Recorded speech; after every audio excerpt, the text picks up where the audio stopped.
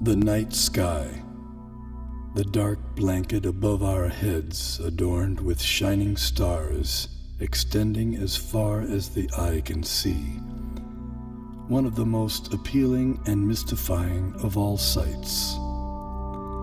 The beauty and the majesty of the universe have inspired awe and reverence in the best brains throughout history.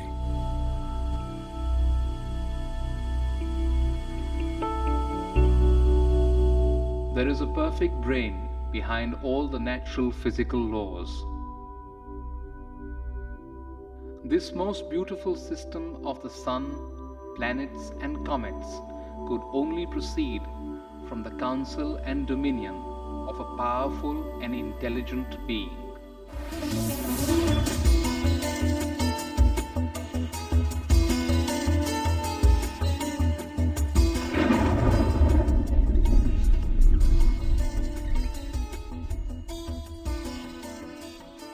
Please describe the symptoms of this manifest world. What is its background? How is it created? How is it conserved?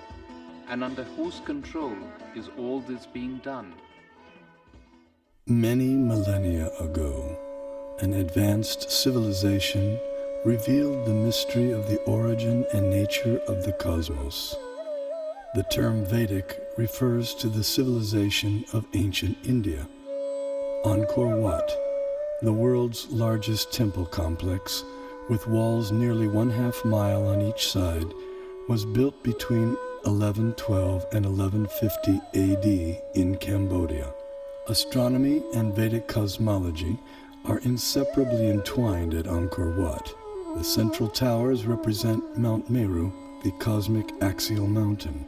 The 5 internested rectangular outer walls and moats indicate chains of mountains enclosing the world and the cosmic oceans beyond. Science Journal noted that Angkor Wat had encoded precise calendrical, historical, and cosmological themes into the architectural plan for the temple. As many as 18 astronomical alignments have been identified within its walls. Rarely in history has any culture given rise to a structure that so elaborately and expansively incorporates its concept of the cosmos. Similar integration of cosmology and architecture is seen in the massive Indonesian temple at Borobudur. The temple was laid out using the ancient method of Vastu Purusha Mandala. This square diagram harmonizes architecture with the annual movements of the celestial realm. The temple was constructed sometime around 775 AD.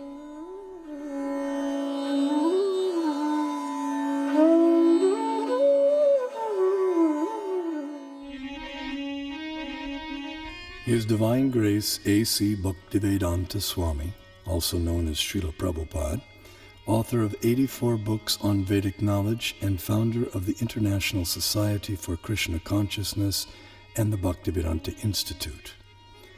He desired to erect the world's largest planetarium depicting Vedic cosmology through modern technology. He hoped that this gigantic virtual 3D animated model would give the contemporary world access to the Vedic cosmos.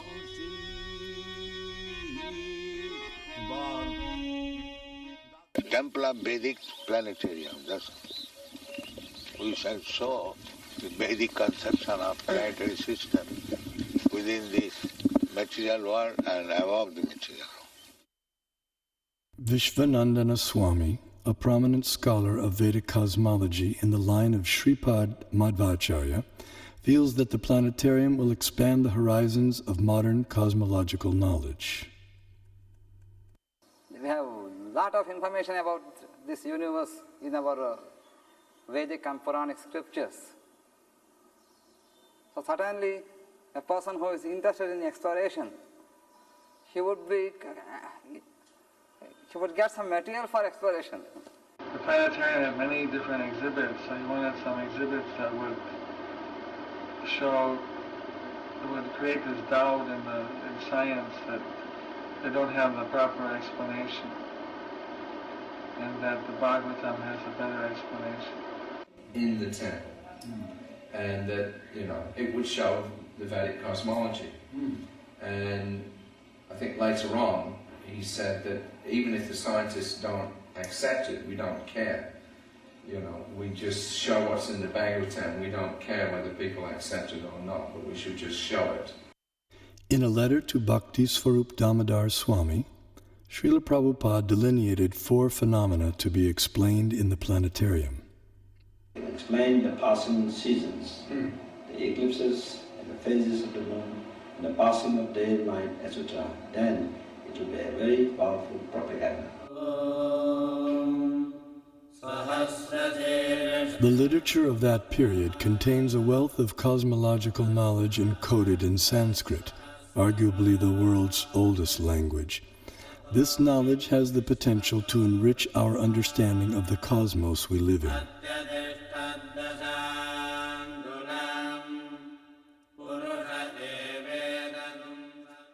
A fundamental principle of Vedic cosmology is the existence of a dual reality, material and non-material.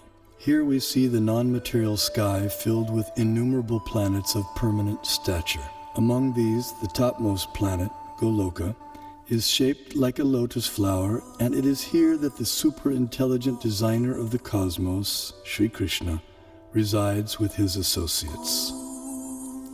Although knowledge of the non-material realm remains beyond ordinary perception, the Vedic knowledge of the material cosmos has been recognized as extraordinary by many eminent Western thinkers.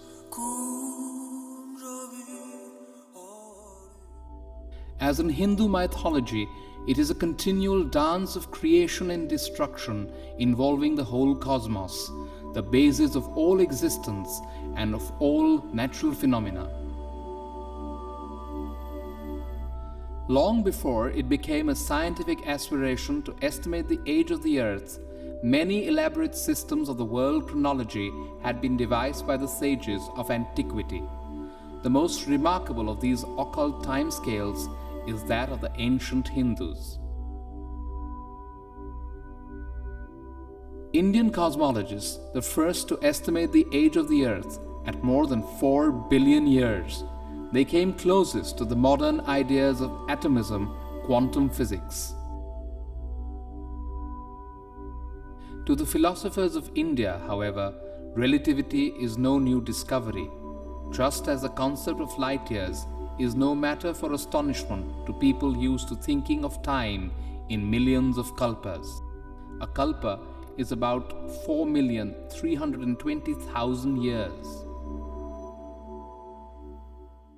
The Hindu religion is the only one of the world's great faiths dedicated to the idea that the cosmos itself undergoes an immense, indeed an infinite, number of deaths and rebirths. Thus, the Vedic literatures answer the question whether the cosmos always existed or it had a beginning. The temporal arena of repeated universal creations and destructions exists in a corner of the non-material sky.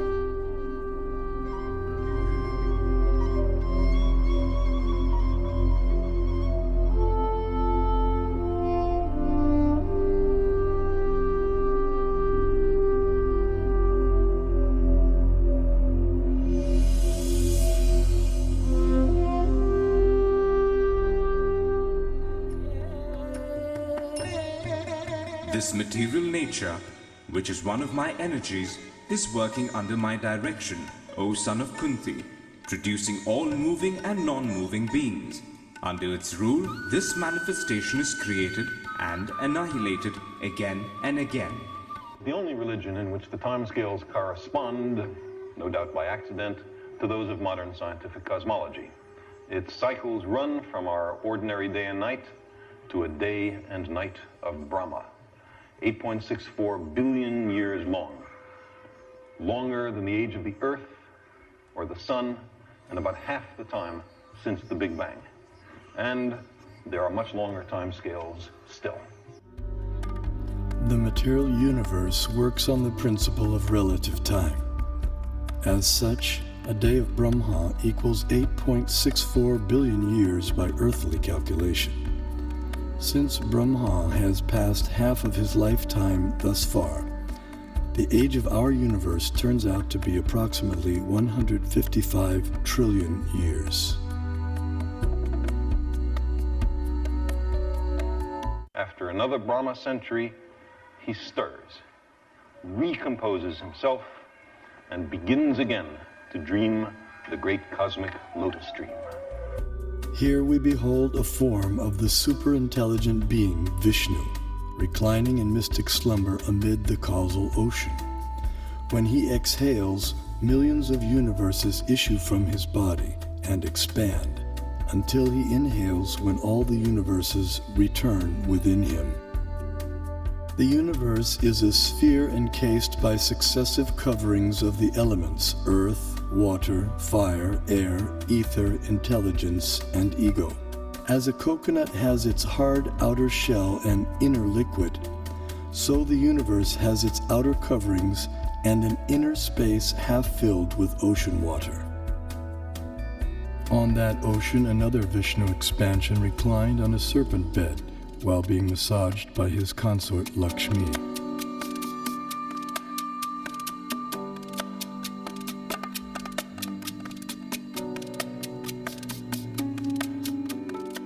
From his navel arose a lotus on which Brahma was born. Initially, the universe was pitch dark and Brahma engaged in meditation. Then he was empowered to create the universe. This account of creation may appear fantastic to some, but modern scientific theories also require fantastic leaps of faith to explain the origin of the universe. This is evident from the words of eminent physicist Stephen Hawking. Either we have failed to see 99% of the universe, or we are wrong about how the universe began. Vedic cosmology explains that the universe is made up of 14 vertically arranged planetary systems, or lokas. Each system resembles a galaxy and comprises stars, planets, and other celestial bodies. The topmost planetary system is Satyaloka, the abode of Brahma, which is at a height of 1.87 billion miles above Earth. Below this Satyaloka planetary system is the Tapaloka planetary system, the abode of the ascetics, which is at a height of nearly 1 billion miles above the Earth. Here, the ascetics live in a solitary, serene environment conducive for yoga and meditation on transcendence. Their disciplined life of joyous austerity prepares them for returning back to the non-material world.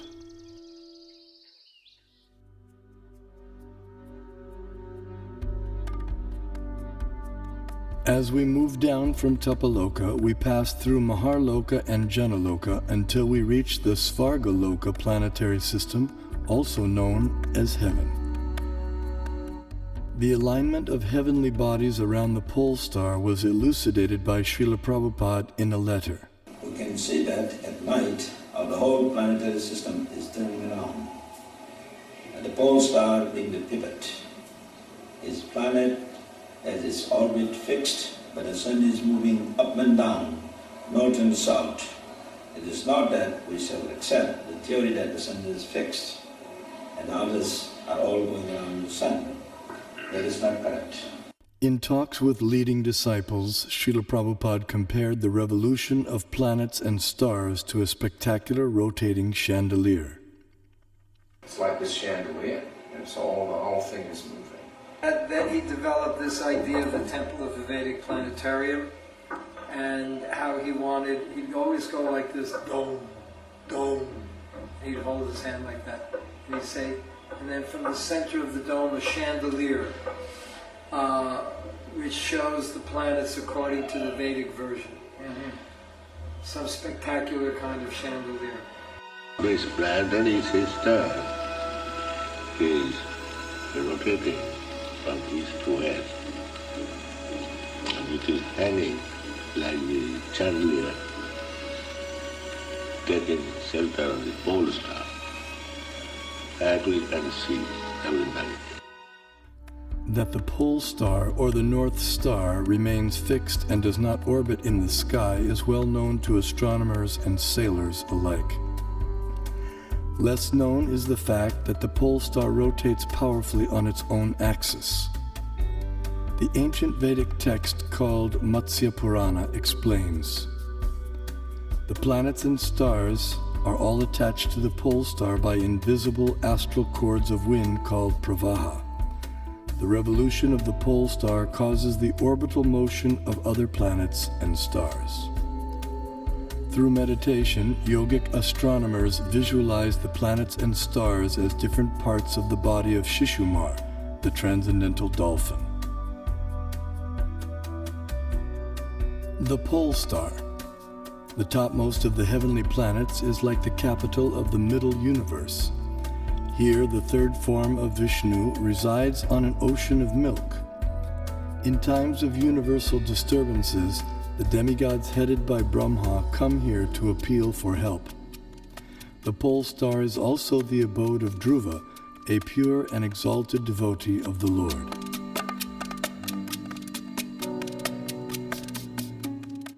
Now let's look at the workings of our solar system. The mainstream scientific notion has been to portray the solar system as heliocentric or sun-centered.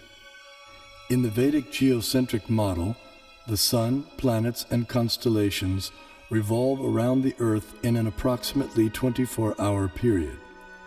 What may surprise many is that a geocentric or Earth-centered model is also capable of explaining the cosmic phenomenon with equal if not better accuracy, as is confirmed by many eminent scientists. Either CS could be used with equal justification. The two sentences, "the sun is at rest and the earth moves," or "the sun moves and the earth is at rest," would simply mean two different conventions concerning two different CS. We know that the difference between a heliocentric theory and a geocentric theory is one of relative motion only, and that such a difference has no physical significance. Obviously, it matters little if we think of the Earth as turning about on its axis, or if we view it at rest while the fixed stars revolve around it. Geometrically, these are exactly the same case of a relative rotation of the Earth and the fixed stars with respect to one another. Although the heliocentric model has been widely propagated, it has never been proven. There is no planetary observation by which we on Earth can prove that the Earth is moving in an orbit around the Sun. Mathematically, there is nothing wrong in this system because we are observing from the Earth and it is the relative motion that really matters. So if you assume that the Sun goes around the Earth, there is nothing wrong because it's a question of relative motion. The Vedas give amazing information about the Sun. Do you know what energy runs the Sun? Is it nuclear fusion? Is it volcanic energy? The Vedas say it is water. Yes, water. The sun evaporates water from all over the creation and uses it as fuel, just as lightning uses moisture.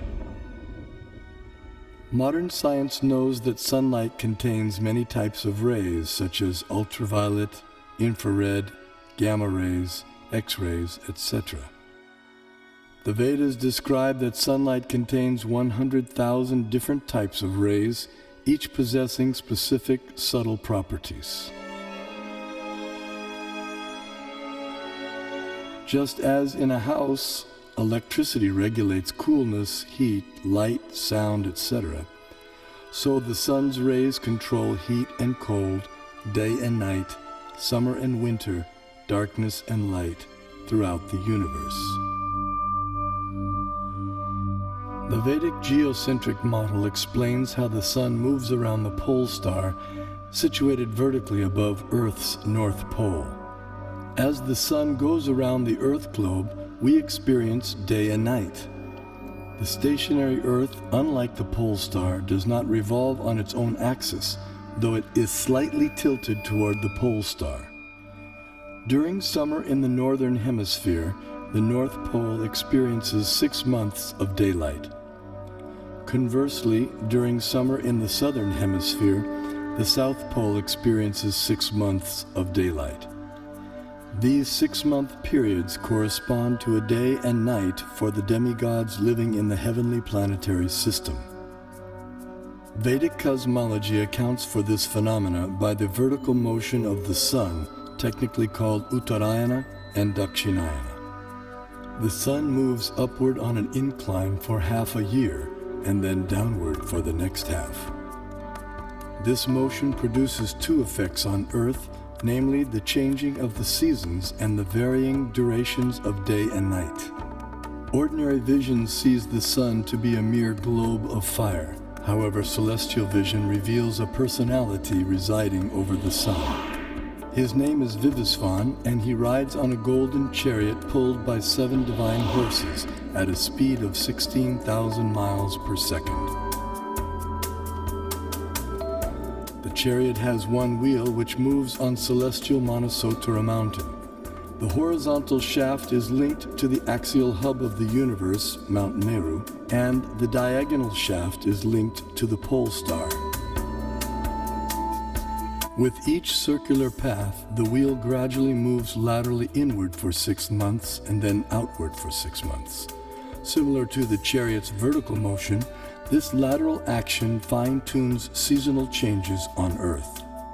When the orbital motion of the sun is viewed from above, its illumination is seen to extend out to half of the greater Earth plane.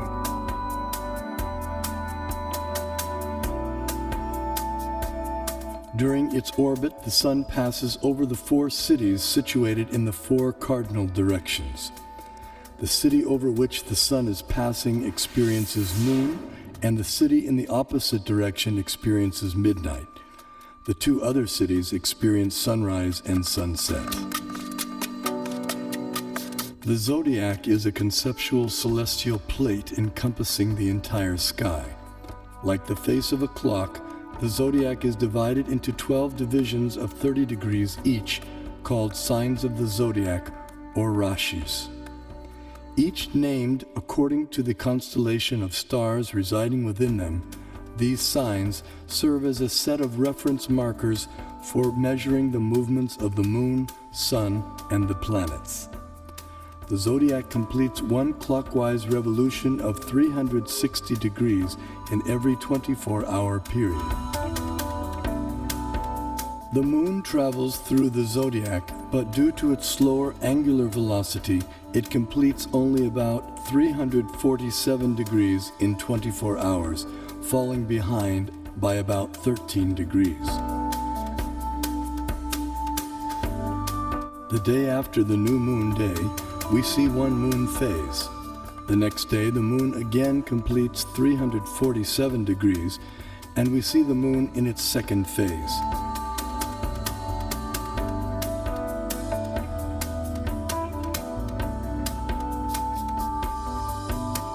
In this way, the moon appears to travel in the opposite direction through the zodiac. This is also called retrograde motion. Thus, the phases of the moon increase each day for 15 days until the full moon. Then the moon's phases decrease gradually by 1 phase each day until the dark moon night. The Srimad Bhagavatam describes the vertical positions of the planetary orbits. First above the Earth plane is the Sun at a height of 0.8 million miles. Next higher comes the Moon at 1.6 million miles, followed by the Nakshatras, 28 stars, at twice the height, then Venus, Mercury, Mars, Jupiter, Saturn, Saptarishi constellation, and then finally the pole star at a height of 30.4 million miles. Although the Sun is 0.8 million miles above the Earth plane, its horizontal distance from the Earth is much greater. Although varying with the seasons, the mean Earth-Sun distance works out to be approximately 100 million miles. 80,000 miles below the Sun is a dark or invisible planet named Rahu. When this planet comes between Earth and the Sun on the new moon day, or Amavasya, while the moon is in the same conjunction or straight line, a solar eclipse takes place. The eclipse is full for those on Earth who are situated in line with the conjunction, while others may see it partially. Similarly, when Rahu comes between the Earth and the Moon on the full moon day, or Purnima, while the Sun is in the same conjunction, a lunar eclipse takes place. This is seen by anyone on Earth who can see the Moon. The eclipse is either full or partial depending on the movement of Rahu. At least 5,000 years ago, the Vedas were able to predict eclipses precisely. This science is still used today with the same extraordinary accuracy. Science is defined as systematized knowledge of things around us. So if we prove that Vedic cosmology is systematized knowledge, that would prove, in other words, scientific nature of Vedic cosmology. Modern cosmic science is only a few centuries old, whereas our Vedic cosmology is several thousands of years old. So the modern science certainly cannot be a base for ancient Vedic cosmology. Vedic cosmology presented from the Vaishnava point of view and as based on the Vedas, we will find appreciation by real scientists because it has its own scientific basis. Science has always changed. Over the centuries, one theory after the other has come and replaced the former theory. And what is prevalent, everyone has accepted. But Vedanta doesn't change. Do you say that these modern scientists have found out everything in this universe? They have not explored all the possibilities in the field of cosmology. Only they have explored to some extent. They have seen through this Nalika Yantra or the telescopes and microscopes, etc., which are having their own limitations. And people getting the information through limited devices, can they say they know everything? I don't agree with this particular point at all. Kepler put Sun at a distance of 30 million miles from Earth, but the modern scientists placed the same Earth at a distance of 93 million miles. In 1930, Pluto came into existence. 2006, it vanished. To realize the vision of the Vedic planetarium, Srila Prabhupada wanted a diagram depicting the structure of the universe. To this end, he engaged devotees and artists in drawing maps according to Srimad Bhagavatam. Those three, and I was doing maps. We had some big pieces of paper, and then after this, I was there for discussions, and I would take some notes, and then try to make these maps. They were present sometimes while I was making the maps. Other times, I would make the maps on my own. And I only think there were about 3 or 4 maps of Bhumandala. But, so I made this one big map. One of the maps was the concentric overview of Bhumandala. Simultaneously, Srila Prabhupada sent out leading students to find a competent Vedic astronomer. After extensive searching throughout India, finally on April 30th, 1977, a reputed South Indian pundit was brought to Bombay, India to meet Srila Prabhupada. In the 5th canto, there is a description of the planetary system. Yes. So we want a diagram. Yes. So kindly help us. This planetary system is hanging. Yes. Urdhva Dosaka. Same thing is explained in the Srimad Bhagavatam. But how it is hanging and where a different situation of the planets and plateaus and hills. So, as far as the book is concerned, kindly make a diagram so that we shall exhibit. Because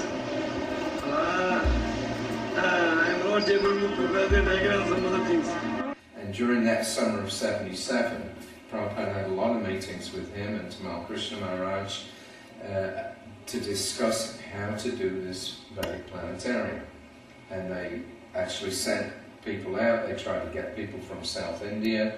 There was a lot of effort that was made, to try to get a good concept of how to present it. But they couldn't find anybody who was able to do it, at least not to Prabhupada's satisfaction. So it was one of the things that Prabhupada left with us. Srila Prabhupada's desire for the diagram was not to go unfulfilled. That elusive map was discovered by Srila Prabhupada's disciples at the holy village of Melukote, some 50 kilometers north of Mysore, Karnataka in India. This diagram accurately depicted the entire cosmology of Srimad Bhagavatam in an ingenious yet simple rendering. The person through whom it was revealed to the world was the 19th century scholar saint Tiruvenkata Ramanuja G.R. Swami. Born in Sri Perumbudur, Tamil Nadu, Tiruvenkata Swami went on to become an acharya or spiritual leader in the preceptorial line known as the Sri Sampradaya.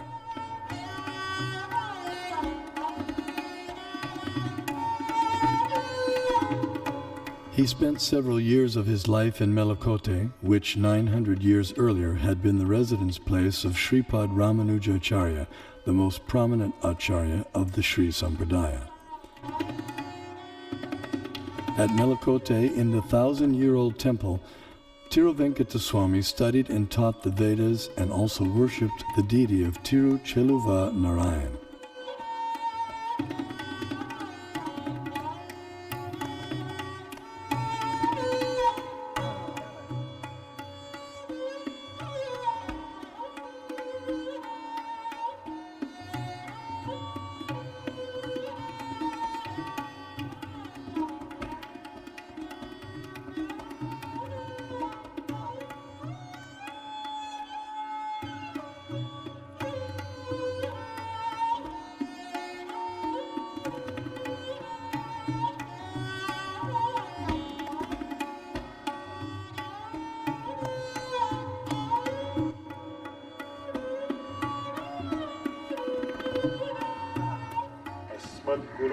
भगवतोऽस्य दयैकसिन्धोः रामानुजस्य चरणौ शरणं प्रपद्ये.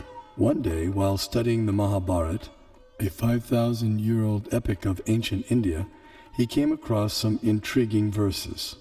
In the 5th chapter of Jambu Kanda, Bhishma Parva of Mahabharata, it is said, Sudarshanam pravakshami dvipastu gurunandana parimandalo maharaja dvipoyam chakra samstita yato hi purusha pashyet darshanam mukhamatmana evam sudarshana dvipo drishyate chandramandale dviramshe pipalastatra dviramshe cha saso mahan sarvaushadhi samavayes sarvata parivarita. This Bharat Khanda is called Sudarshana Dvip, since it looks beautiful to the eyes of the onlookers. Being circular, it looks like the disk of the Lord, and it is attached to cyclic time in the form of a disk presided over by Lord Sudarshana. Bharat Khanda is in the form of a globe, since all of its 4 corners are rounded like the bale fruit.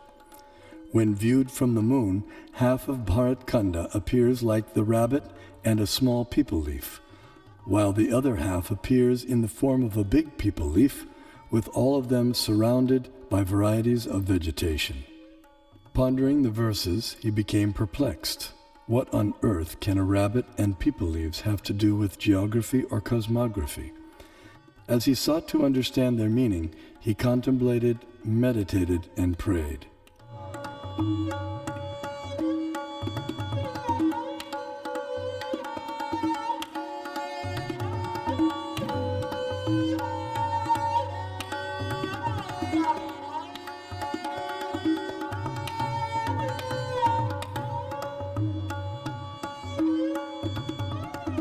Finally, by divine inspiration, he sketched a drawing of the rabbit and the people leaves, but still remained mystified about their connection with the Earth's geography.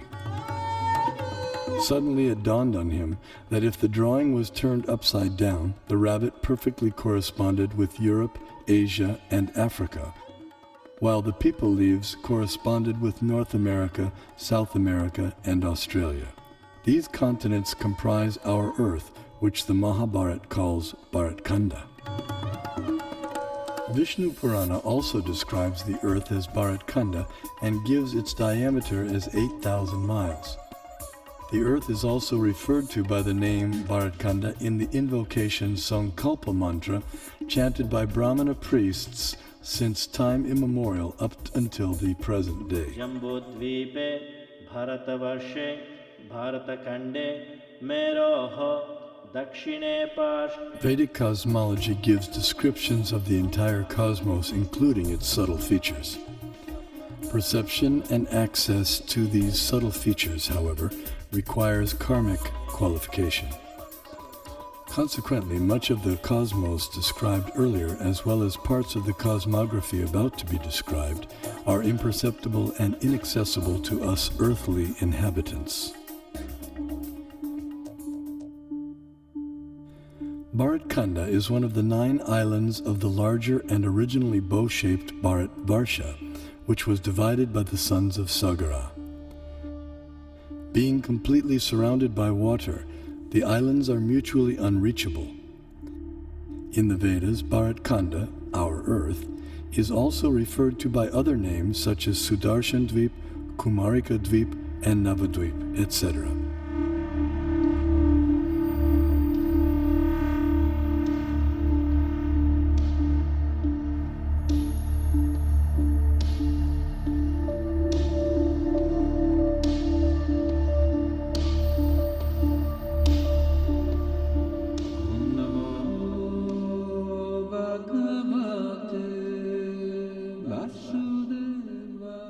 In Bharatvarsha, the famous mountains known as the Himalayas are tall and immovable.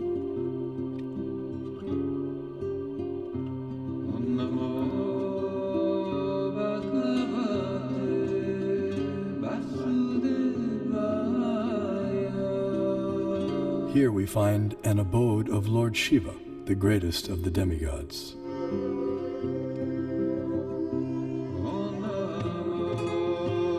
In the center of Jambudvip stands the most extraordinary divine golden mountain called Meru.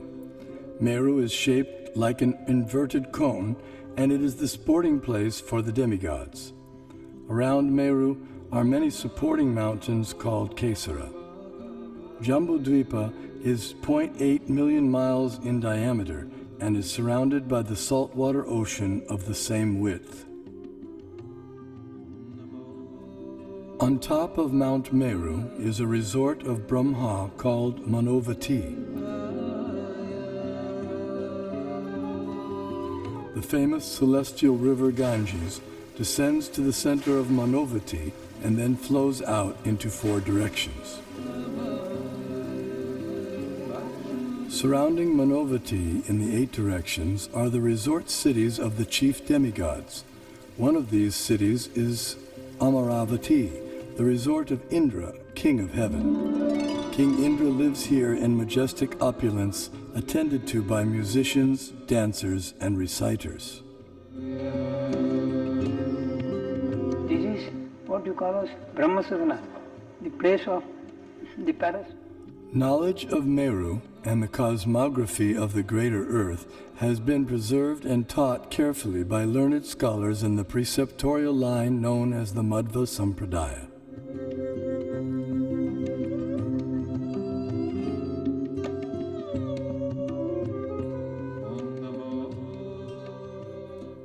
The greater earthly planetary system extends out to the edges of the universe and has a diameter of 4 billion miles.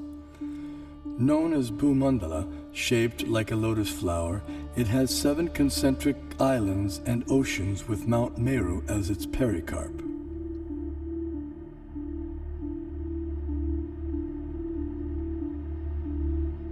The 7 oceans respectively contain salt water, sugarcane juice, liquor, clarified butter, milk, emulsified yogurt, and sweet drinking water.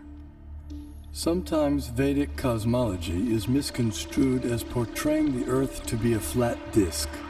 This flat earth misconception arises partly due to our inability to understand Vedic nomenclature. A single object may be referred to by several names, and a single name may refer to several objects. For example, the term earth may be used to describe at least 6 different aspects of cosmology. The earth we live on is indeed a globe as explained by the Sanskrit word parimandale, meaning spherical, used in the Mahabharata text. The flat disk refers to the greater earthly planetary system of Bhumandala. 4 elephants of inestimable size are placed at the 4 directions for balancing the greater earth. Below the earthly planetary system are 7 subterranean realms named Atala, Vitala, Sutala, Talatala, Mahatala, Rasatala, and Patala, which do not receive sunlight and which are inhabited primarily by demoniac living entities. To reach the first one must go 80,000 miles downward through underground tunnels. At successive depths of 80,000 miles are the remaining 6 netherworlds, all of which are fully developed underground civilizations. In the 4th level downward, Talatala Loka, lives the magical architect Maya Danava, who has designed many brilliantly decorated cities where proud materialists reside. Below the netherworlds are the 28 hellish planetary systems. The demigod of justice, Yamaraj, judges the unrighteous human beings after their deaths and sends them to one of these planets. There, errant souls are administered appropriate punitive measures corresponding to their misdeeds.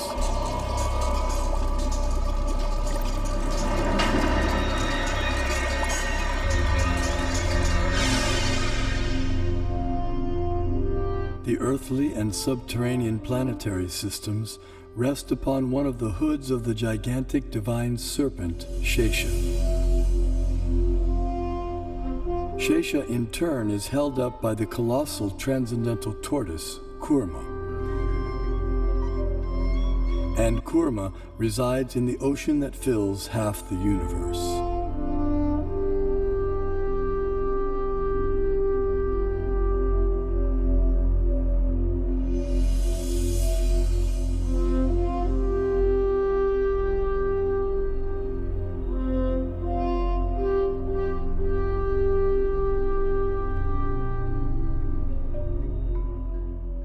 We had the great stalwarts in Kerala, like Madhava, who gave infinite series formulae for sine, cosine, pi, nearly 2 centuries before Newton was born to teach calculus to the world. Albert Einstein also recognized the contribution of Vedic mathematics to science. We owe a lot to the Indians who taught us how to count, without which no worthwhile discovery could have been made. Vedic cosmological knowledge is revealed in 2 primary texts, namely the Puranas and the Jyotisha. Among the Jyotisha texts, the Surya Siddhanta is prominent and gives precise mathematical formulae for calculating planetary motions. The Surya Siddhanta contains extraordinary astronomical calculations which predate modern science itself. However, many contemporary scholars have been unable to understand Puranic cosmology. Nevertheless, detailed studies of both texts show that their foundational astronomical principles are identical. For instance, both calculate atomic time as the time it takes for the sun to pass over an atom. Similarly, both texts calculate the frequency of planetary revolutions in terms of their retrograde motion with respect to the zodiac. Furthermore, the apparent contradictions between the 2 texts are resolved by using the formula for converting the actual distances recorded in the Puranas into angular velocity stated in the Jyotisha. This Surya Siddhanta, originally spoken ages ago by Surya, the sun god, was translated and commented upon in the 20th century by the brilliant astronomer named Bimala Prasad Siddhanta Saraswati. The Vedic thought should be preserved. If you are not able to interpret, someone will interpret at a later stage. After a millennium, let someone come and interpret. We have to preserve that. The Vedic thought, Vedic knowledge has to flow from generation to generation. I feel that there should be a planetarium strictly according to Vedic cosmology, and once the planetarium is constructed, probably at least we will give a chance to those people to comment upon it and to discard it or to accept it, etc. Vedic planetarium apparently appears to be different from the ideas of the modern scientists. But what is more important is whether Vedic planetarium idea by itself is scientific. If it is scientific, the modern scientists will have to revise their ideas about their own planetarium. That is, planetary is required on all these things. Give you a vast knowledge of the universe and so on for so many people. So you are the one, not only the person to enjoy, you will allow all others to know about it. So that is really a commendable work and has to be done. If you construct a planetarium, according to our Bhagavatam, so a Westerner who is wise and who is after discovery, certainly he will be interested in this. There is a famous proverb, one figure is worth 1,000 words. I think I can extend this proverb. One model is worth 1,000 figures. Even if you put a number of figures, you will not get the correct picture. So if you consider a three-dimensional model, certainly we can perceive things better. Albert Brush Ford, the great-grandson of automobile magnate Henry Ford, speaks about how he became involved with the Vedic planetarium. I was in Detroit in 1976. We had purchased the Bhaktivedanta Cultural Center and had spent a year getting it fixed up, and Prabhupada came for a visit. And so it was his first visit there, and he was entertaining some guests up in his room at the Cultural Center. And he was explaining to them about the Vedic planetarium. And so after he talked to them for a while, he turned to me and he said, so how do you like this idea about Vedic planetarium? And I said, it's a very nice idea, Srila Prabhupada, because it sounded like a very interesting idea. And so he said, kind of half jokingly, okay, you can help finance. And then we all laughed, myself and some of the other devotees had to laugh. And just at that moment, someone took a picture. So at home, I have that picture sitting on my desk. So at that moment, Prabhupada planted the seed that I should be involved in helping to finance the Temple of Vedic Planetarium. So 30 years later, here I am.